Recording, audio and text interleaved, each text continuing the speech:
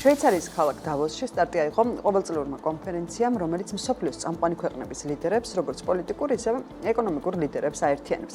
დავოსი 2025 ერთი თემის ქვეშ ერთიანდება კოლაბორაცია ინტელექტუალური ეპოქისთვის. შესაბამისად, წლევანდელ ფორუმზე დამსწრე ლიდერები იმსჯელებენ. ისეთ საკითხებზე, როგორებიც არის ტექნოლოგიური განვითარება, ინოვაცია და მისი როლი კრიზისების მართვაში, ასევე მდგრადობა. წლევანდელ ფორუმზე შეხვედრები 5 სხვადასხვა კატეგორიის ფარგლებში გაიმართება და ესენი არის ზრდის განახლებული ხედვა, ინტელექტუალური ეპოქის ინდუსტრიები, მათ შორის ინვესტირება ხალხში, პლანეტის დაცვა და ნდობის აღდგენა. დავოსში იქნებიან 350-ზე მეტი სამთავრობო ლიდერი. სხვადასხვა ქვეყნიდან სამიც ჩაერთვება ამერიკის არჩეული პრეზიდენტი დონალდ ტრამპიც, ევროპული კომისიის პრეზიდენტი ურსულა ფონ დერ ლაიანი, ადგილზე ევროპული პარლამენტის პრეზიდენტი რობერტა მეცოლა, გერმანიის კანცლერი ოლაფ შოლციც გამოვიდა გუშინ სიტყვით კლაუს შვაბთან ერთად და სხვა დასავლელი ლიდერები. ჩვენი რეგიონიდან დავოსის 2025-ის ფორუმს დაესწრებიან სომხეთის პრემიერ-მინისტრი ნიკოლ პაშინიანი, აზერბაიჯანის პრეზიდენტი ილხამ ალიევიც, რომელმაც უკვე რამდენიმე შეხვედრა გამართა, მათ შორის ერაყის, ქურდისტანის ავტონომიის წარმომადგენლებთანაც კი. ფორუმზე გუშინვე სიტყვით უკრაინის პრეზიდენტი ვოლოდიმირ ზელენსკიც გამოვიდა. ეკონომიკურ სამიტში მონაწილეობას მიიღებენ გაეროს, მსოფლიო სავაჭრო ორგანიზაციის, საერთაშორისო სავალუტო ფონდის, ჯანდაცვის მსოფლიო ორგანიზაციისა და გაეროს განვითარების პროგრამის ადმინისტრაციის წარმომადგენლები. იქვეა 1600-ზე მეტი ბიზნესმენი. 1600-ზე მეტი ბიზნესმენი, მათ შორის 900-ზე მეტი CEO, ანუ კომპანიების პირველი პირები. მსოფლიოს წამყვანი გამომგონებლები, შენ ხარ ჩემი ბატონი, ინდუსტრიის ლიდერები. ჩვენ იქ არ ვართ წარმოდგენილი და ეს არის უბრალოდ ეს იქნება პირველი შემთხვევა ბოლო 20 წლებში, რამდენადაც მიმახსენდება, როცა საქართველოს დავოსის ეკონომიკურ ფორუმზე მიწვეული არ არის. ვარესი კომენტარი, ეს არის ჩემი პირადი მოსაზრება, რაც მე მოვისმინე ლევან დავითაშვილისგან გუშინ წინ, რომელმაც ბრძანა, რომ დავოსის ეკონომიკურ ფორუმზე საქართველოს დელეგაციისთვის წელს წასვლა პრიორიტეტული არ იყო. ჩემთვის უბრალოდ წარმოუდგენელია. ამ თემაზე მე ხა დეტალურ კომენტარს არ ვაპირებ, თუ რაოდენ საზიანოა, რომ წლის დასაწყისში თავმოყარე სახელმწიფოების მმართველებმა დაგეგმონ მიუნჰენის და დავოსის კონფერენციებში მონაწილეობის მიღება. ჩემი ერთადერთი შეგონება, რაც შეიძლება იყოს მმართველი პარტიის და საქართველოს მთავრობის სტრუქტურებში დასაქმებული ადამიანების მიმართ, არის შემდეგი, რომ გავიგე მართლა ყველაფერი, მესმის. მე ისიც მესმის, რომ ვერავინ ვერ ნახულობთ და შესაბამისად ვერ კონტაქტობთ ქვეყნის ფაქტიურ მმართველთან, გავიგე ეს. ისიც გავიგე, რომ უკიდურესად შეზღუდულია არამხოლოდ კრიტიკული მსჯელობა პარტიის საპატიო თავმჯდომარის იშვიათი თანდასწრებით, არამედ ლამის აკრძალულია განსხვავებული აზრის ან იდეის წარმოთქმა. და ისიც გავიგე, რომ გონიერი და ჭკვიანი ხალხის აზრი ან გარემოცვა შეიძლება მას დამატებით აკომპლექსებდეს. ესეც გევიგე, ოპელი ვარ თან ქუთაისური ფესვებით. მაგრამ რაც ვერ გავიგე, ძაღლი პატრონს ემსგავსებოდაო, ისე ნუიზავთ, რომ ბოლოს მასავით მხოლოდ ერთ კვადრატში იმოძრავთ. და უბრალოდ არ ჩაგესვლებოდეთ არსად. ამის უფლება ცხადია, შეგიძლიათ მისცეთ საკუთარ თავს. ოღონდ ამისთვის საჭიროა, რომ პაგონები დაალაგოთ, ანუ სახელმწიფო სამსახურს შეეშვათ და საქართველოს სახელით საუბარს და მერე კი ბატონო. მსგავსად ბატონი ბიძინასი, ნუივლით ნურსად, თუმცა არის ერთი სხვაობა. იმის გამო, რომ ბატონი ბიძინა თავის დროზე საბჭოთა კავშირის დაშლისას და საბჭოთა რეფორმებისას შოკოლადის წვიმაში მოხვა, მას აქვს საშუალება და რესურსები, რომ თუ არ მიდის, მაგალითად არქტიკის მოსანახულებად, მთელი იქაური ფაუნა შეუძლია ჩამოიყვანოს აქ. აი თუ ვერ მიდის მაგალითად ბრაზილიაში ან აფრიკაში, იქაური სიმწვანე თუ გამორჩეული ფლორა შეუძლია აქეთ ჩამოიტანოს.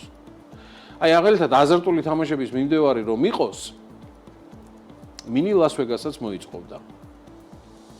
მას ამის რესურსი აქვს, უბრალოდ ეს ბოლო უკანასკნელი არ აინტერესებს და შესაბამისად არ მინდა ამ წრეზე წავიდნენ ის ჩინოვნიკები, ვინც სახელმწიფოს სამსახურშია დღეს და მათი პირდაპირი ვალდებულებაა იყვნენ საკუთარი ქვეყნის და ოჯახის ელჩები. ისეთი მაღალი დონის ღონისძიებებზე, როგორც არის დავოსი და მიუნჰენის კონფერენცია. დიახ, ეს არის ვალდებულება. ისევე როგორც სახელმწიფო სამსახურში მყოფთათვის ვალდებულებაა, რომ არ იყვნენ შემჩნეული დაუსაბუთებელ გამდიდრებაში. მოკლედ, გამიგრძელდა ბოდიშვიხტი ამ ყველაფრისთვის, ჩემს შეგონებებსაც ჩემთვის დავიტოვებ და ეხლა მოდი ერთად ვნახოთ, როგორ გაიხსნა დავოსი 2025-ის ფორუმი და რა ხდებოდა შვეიცარიის ამ ულამაზეს კურორტზე მსოფლიო მნიშვნელობის კონფერენციის პირველ დღეს.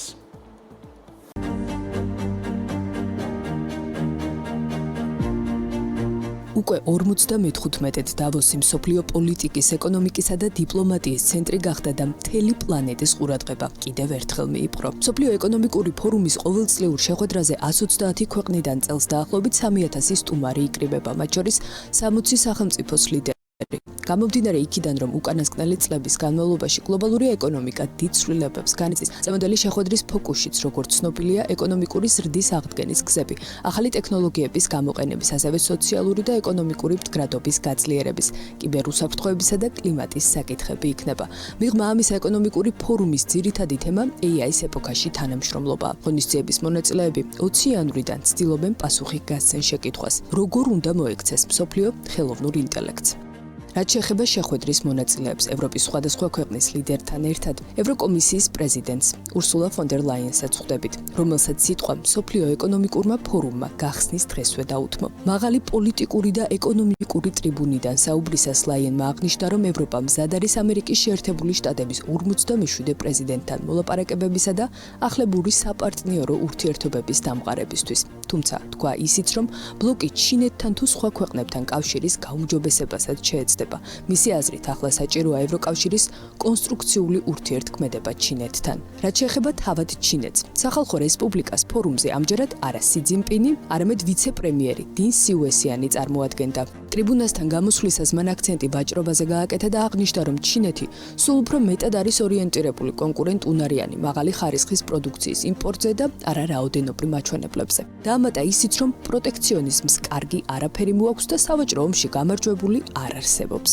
მულტილატერალიზმს მან ერთადერთი სწორი გზა უწოდა მსოფლიოში მშვიდობის შენარჩუნებისა და ადამიანური კაპიტალის განვითარების ხელშეწყობისთვის. ცხადი ამ განცხადებას საფუძვლად დონალდ ტრამპის მუქარა უდევს, რაც ჩინეთიდან იმპორტირებულ პროდუქტზე ტარიფების მნიშვნელოვან ზრდას მოიაზრებს.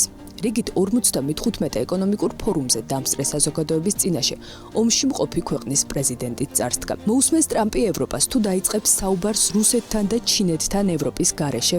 ევროპა უნდა ისწავლოს დამოუკიდებლად ზრუნვა საკუთარ თავზე, რათა მსოფლიომ ვერ შეძლოს მისი იგნორირება. განაცხადა ვოლოდიმირ ზელენსკიმ და აღნიშნა, რომ მნიშვნელოვანია ევროპა დამკვიდრდეს როგორც ძლიერი, გეოპოლიტიკური, შეუცვლელი მოთამაშე. ზელენსკიმ ცხადია მიმდინარე ომის შესახებაც ისაუბრა და აღნიშნა, რომ უკრაინას სურს რუსეთის მიერ გაჩაღებული ომის დასრულება, მაგრამ არა რაც შეიძლება სწრაფად, არამედ რაც მთავარია სამართლიანად.